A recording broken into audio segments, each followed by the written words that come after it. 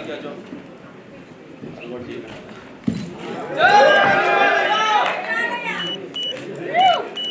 అందరికీ నమస్కారం.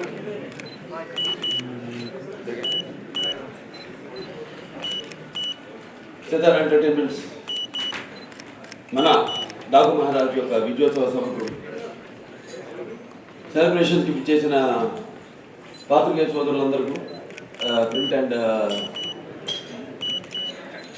Electronic media వారికి నా హృదయపూర్వక కళాబృందాలను తెలియజేసుకుంటున్నాను. ఆశీర్వాదం అలాగే కళామందరి యొక్క ఆశీర్వాదం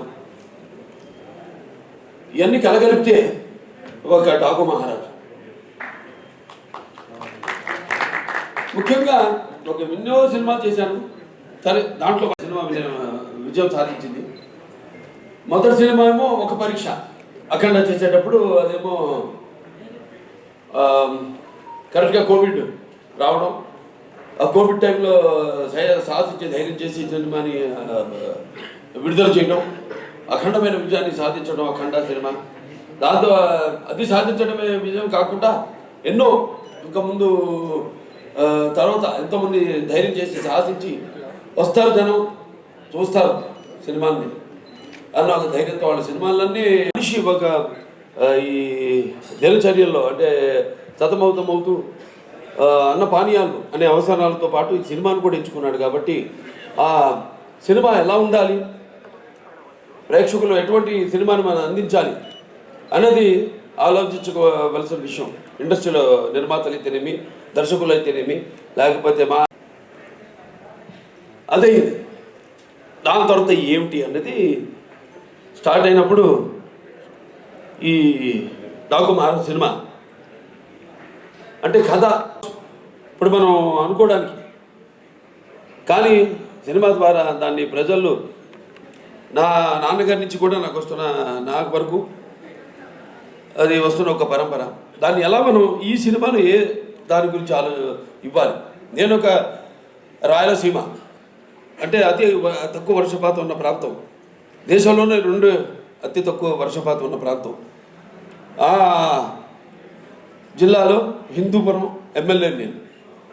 ఆ ప్రాంతం యొక్క నీటి సమస్య అంతా తెలుసు. నాన్నగారి ఒక మానస గాలేరు నగరి అయితేనేమి, ఇవన్నీ అయిన తర్వాత ఎలా మళ్ళీ మనం పూర్తి చేసాం. తెలుగుదేశం అధికారంలో ఉన్నప్పుడు ఎలా నేను మాకు అందించినందుకు తెలుగు ప్రేక్షకులందరికీ నా హృదయపూర్వక కృతజ్ఞతాభివందనాలు తెలియజేసుకుంటున్నాను. ఇంకా ముఖ్యంగా ఈ సినిమాలో ముందు మా దర్శకుల గురించి చెప్పాలి. బాబీ గారి గురించి విషయాలు ఎలా ఏటమూలుగా జారితే ఎంత అందంగా ఉంటే కనపడడానికి అలా ఎంతో అందంగా ప్రతి నటుడి దగ్గర నుంచి కూడా హావభావాలను ఎలాంటి ఒక ప్రియుడిని ప్రేమించినట్టు నన్ను ప్రేమించేసి ఏది వదలకుండా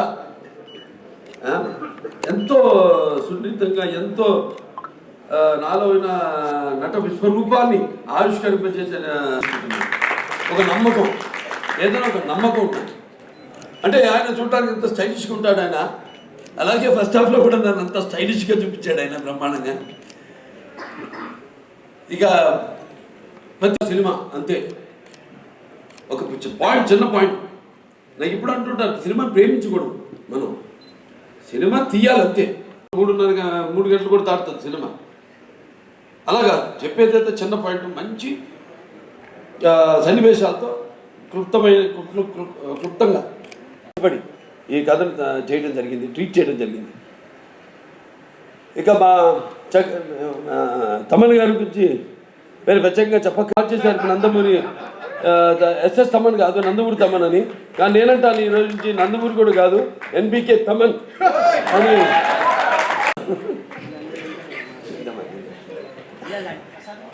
అలాగే ప్రతి ఒక్కరి గురించి చెప్పుకోవాలి సినిమాలో. మా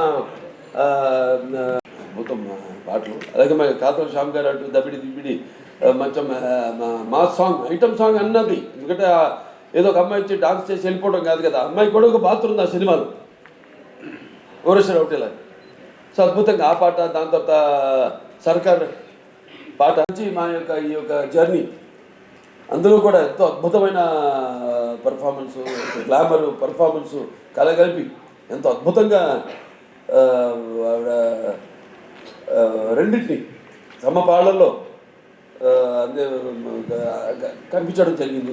మహారాజ్ ఈ చిత్రం కూడా విజయం కావడం తప్పకుండా ఎంతో అందం ప్లస్ టాలెంట్ రెండు కలగలిపిన మరొక ఆర్టిస్ట్ మన శ్రద్ధా శ్రీనాథ్.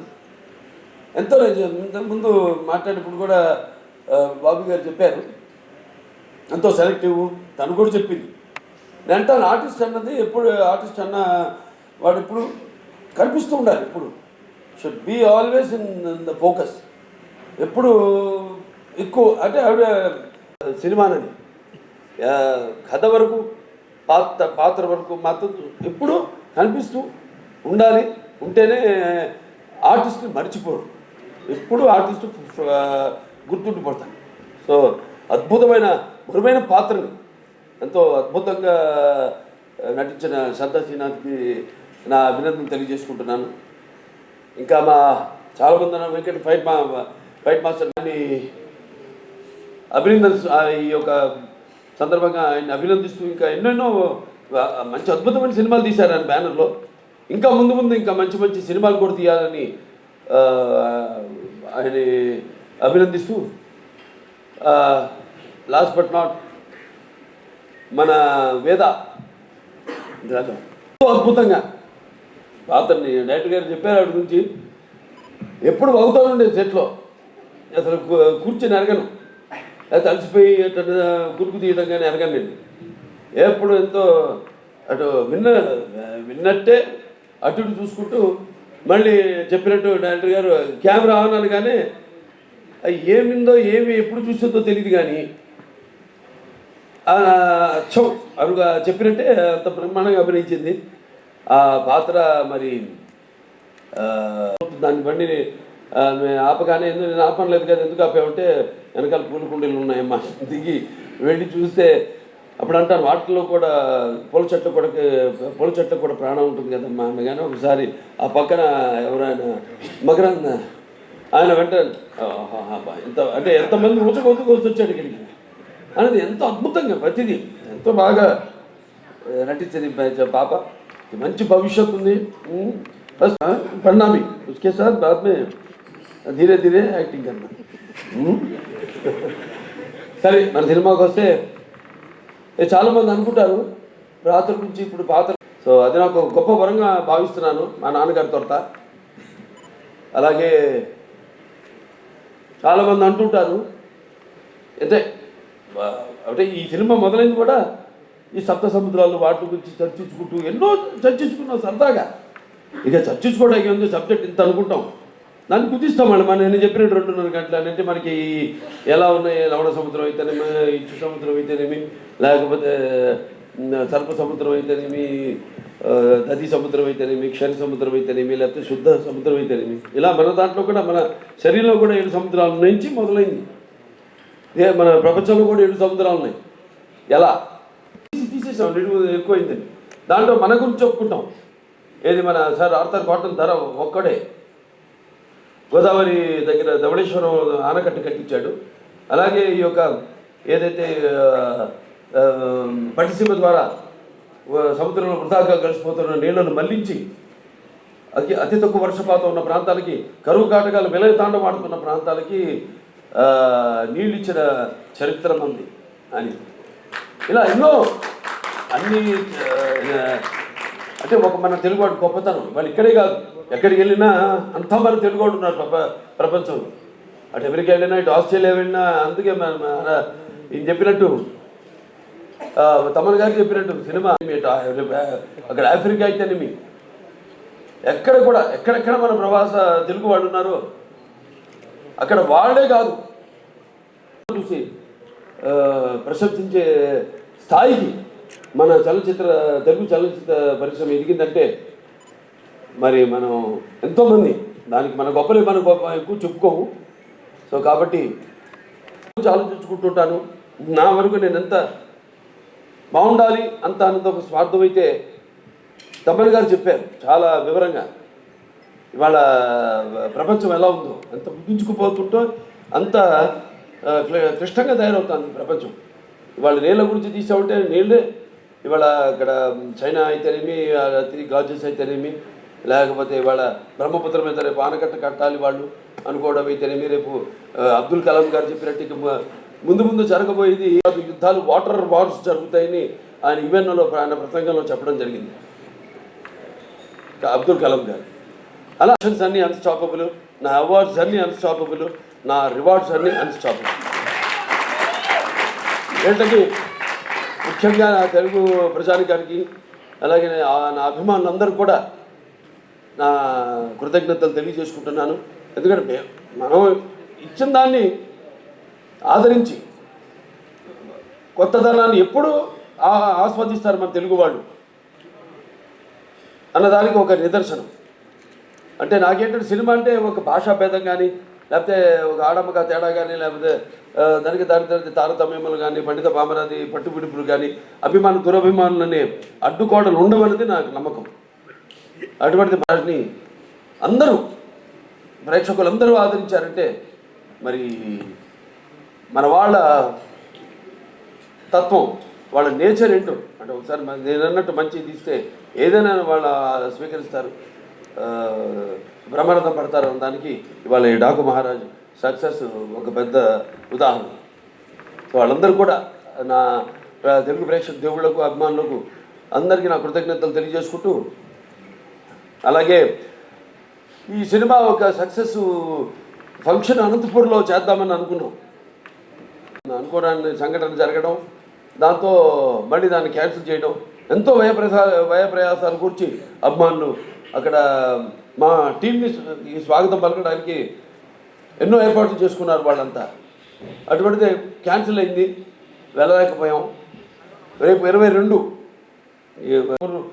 అభిమానులు అక్కడ మా ప్రజల యొక్క సమక్షంలో రేపు ఈ యొక్క డాకు మహారాజ్ యొక్క విజయోత్సవ పండుగను అక్కడ జరుపుకోబోతున్నాం అని చెప్పుకోవడానికి ఎంతో సంతోషంగా ఉంది.